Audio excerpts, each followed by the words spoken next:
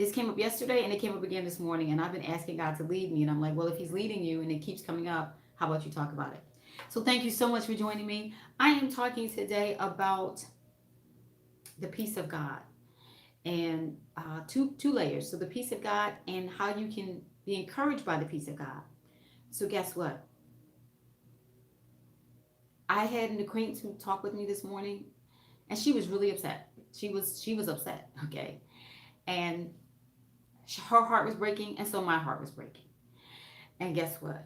I at first I didn't know what to say, but then it came back to me. Tell her about the peace of God.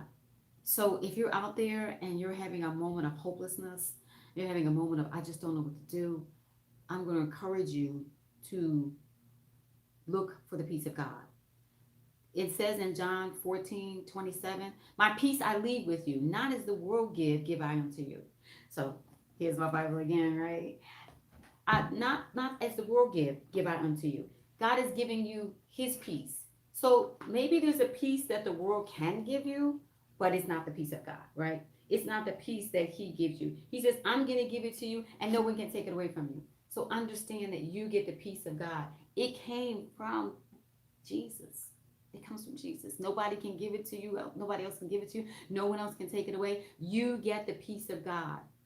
And you have to trust that he's going to give it to you no matter what the circumstance. Her heart was breaking this morning. My heart was breaking this morning and listening to her. And I was just doing my best that I knew to do. I said, let's go to the Word of God because the answer has got to be in the Word of God. And she agreed with me. The answer is in the Word of God. The answer is in the Word of God. She agreed that that's where it was. And so as we think about the peace of God, he gives us the peace. And a really cool way that I want to tie yesterday with today that God downloaded to me, as they say, the peace of God.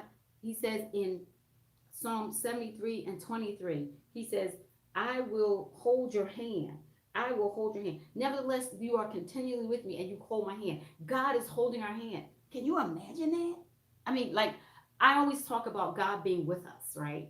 We say it all the time, especially as the born again. God is with us. God never leaves you. But God's got your hand. You know how your parent or your grandmama, she had your hand so you couldn't get away, so you wouldn't do anything dangerous. Think about that same kind of strength and assurance that you can have. God is actually holding your hand. God is holding. God is holding your hand. He's got it right now. So be encouraged that no matter what's going on, no matter what the circumstance, God is holding your hand. God has you. He's not going to let you go. It's not going to do it. I don't care how bad it looks. God is holding your hand. Just like a mama or a grandmama or a papa, he's got you. It's not going to go anywhere. You can trust that God's going to take care of you. Be encouraged today. God is holding your hand. You have the peace of God going on because he's taking care of you no matter what's happening.